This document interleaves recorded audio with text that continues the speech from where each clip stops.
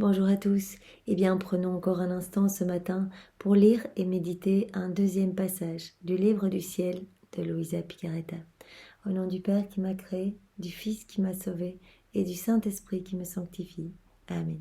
Jésus, je me plonge en toi, dans ta divine volonté, je m'unis à toi, je m'identifie à toi, je me consume en toi, Jésus, et je viens vraiment me baigner dans ton acte unique et éternel d'amour, dans ce grand bain de ta divinité, de ta volonté, de ton humanité, de tes mérites, de ton sang, de tout ce que tu es, Seigneur, et je m'en remplis à ras-bord. Je prends avec moi toutes les âmes du purgatoire, toutes les âmes de toutes les générations, et je te supplie, Seigneur, de toutes nous marquer du sceau de ta divine volonté.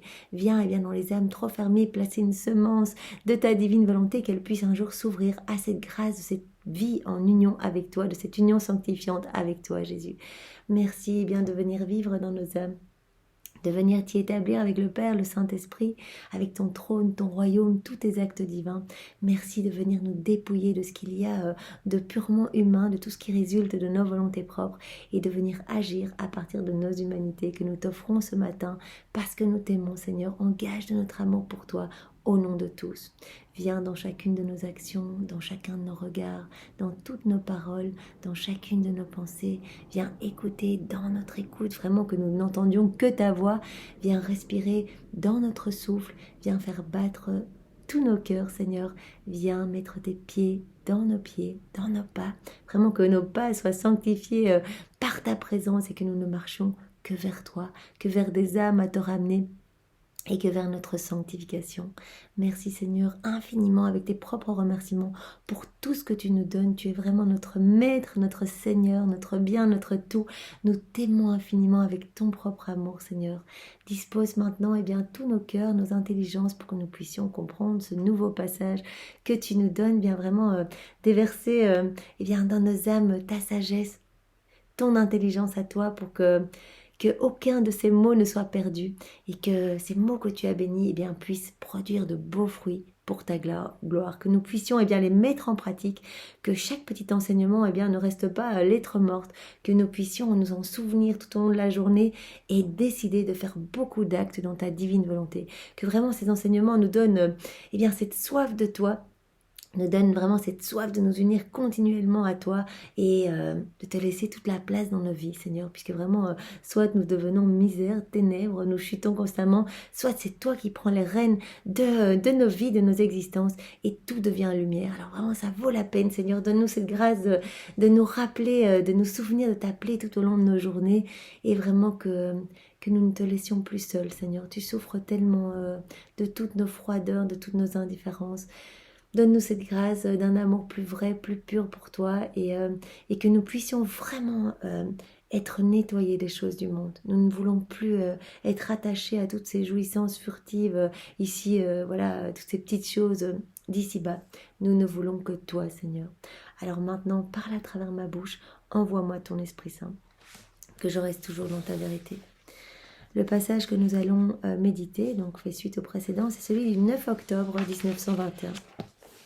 C'est Luisa qui parle.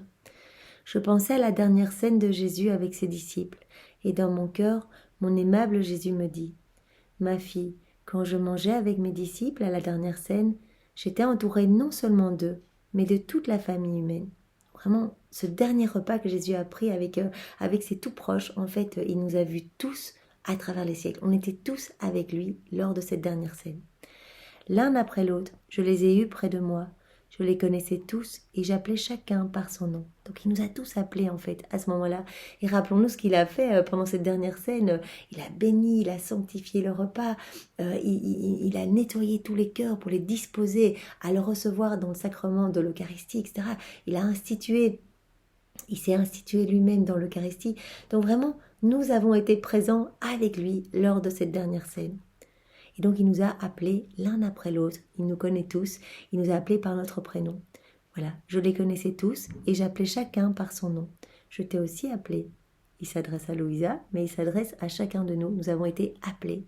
Et tu dire, voilà, viens près de moi et assiste au miracle des miracles.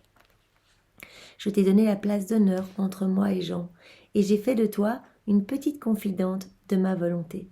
Voilà, si nous sommes là à essayer de faire des actes dans la divine volonté, à lire les écrits du ciel, eh bien le Seigneur nous a donné à nous aussi cette place, et comme il a donné à Louisa, entre Saint Jean et lui, donc cette place d'honneur, et nous avons pu mettre nos têtes eh bien, sur le cœur de Jésus en union avec la tête de son apôtre préféré, Saint Jean.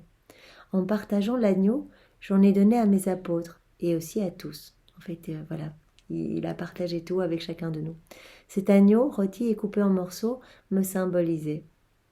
Bien sûr, Jésus, la pureté, immolé en sacrifice pour expier nos péchés, pour vraiment nous ouvrir la porte du ciel, pour vraiment payer la dette d'amour que nous n'avions pas donnée à son Père.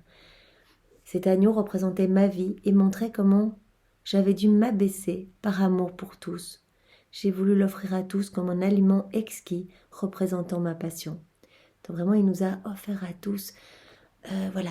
Lors de ce dernier repas, il a voulu nous offrir à tous toutes ses souffrances, voilà, tout ce qui représente sa passion. Cet agneau mystique qui le représente, eh bien, il nous l'a offert à chacun. Vraiment, et nous pouvons demander cette grâce de nous rappeler tout ce que Jésus a souffert pour nous.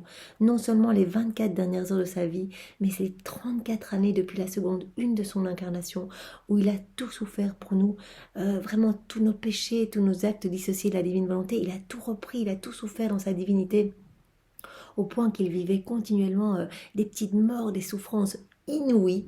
Il a même dit que les souffrances que nous connaissons de par les évangiles, les 24 dernières heures de sa vie, eh bien tout cela, ça n'a été vraiment qu'une paille, qu'une ombre par rapport à ce qu'il a souffert dans sa divinité. Donc vraiment, nous pouvons demander cette grâce au Seigneur de nous rappeler toujours du prix de notre salut, de tout ce qu'il a souffert pour nous, et que notre cœur vraiment s'ouvre à l'amour, et que nous puissions aimer d'un amour dévorant, de l'amour même de Dieu, eh bien notre Sauveur, qui est vraiment venu eh bien, refaire nos vies, sanctifier nos vies, et nous ouvrir les portes du ciel. Donc il a vraiment voulu nous offrir eh bien, à nous tous, tout ce qu'il a vécu pendant sa passion pour nous sauver. Donc cette dernière scène vraiment représentait l'agneau immolé, et donc il a voulu vraiment nous offrir à tout cela. Sais-tu pourquoi mon amour a tant fait, tant parlé et tant souffert, se changeant en nourriture pour les hommes? Et pourquoi je les ai tous appelés et leur ai donné l'agneau? Il demande à Louisa, est-ce que tu sais pourquoi j'ai appelé chacun et que j'ai voulu transformer mon amour, mes souffrances, tout ce que j'ai vécu, ce que j'ai souffert dans ma divinité, j'ai voulu vraiment leur donner cela sous forme d'un agneau pascal, vraiment l'agneau immolé. Parce que je désirais aussi de la nourriture de leur part.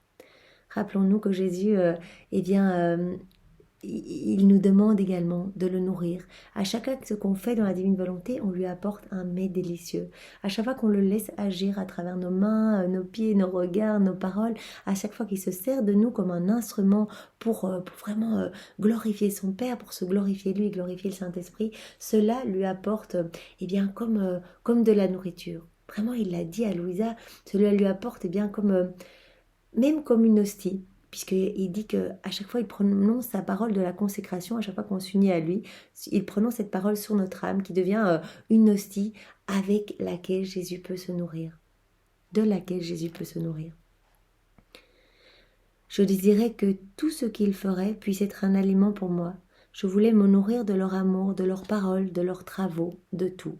Donc devenons vraiment eh bien, une nourriture pour Jésus en nous unissant à lui continuellement. Et nous allons lui fournir par nos paroles, par nos regards d'amour, par nos actions, par tout ce qu'il va faire en nous. Eh bien, nous allons lui fournir de quoi se nourrir et de quoi abreuver sa soif. Puisque vraiment sur la croix, il a dit « j'ai soif, j'ai soif ». Ce n'était pas une soif, voilà, juste une soif voilà, matérielle. C'était vraiment la soif du salut de nos âmes. Et donc nous pouvons lui donner à boire et le nourrir quand nous lui laissons nos vies, que nous nous abandonnons entre ses bras et que nous lui faisons confiance.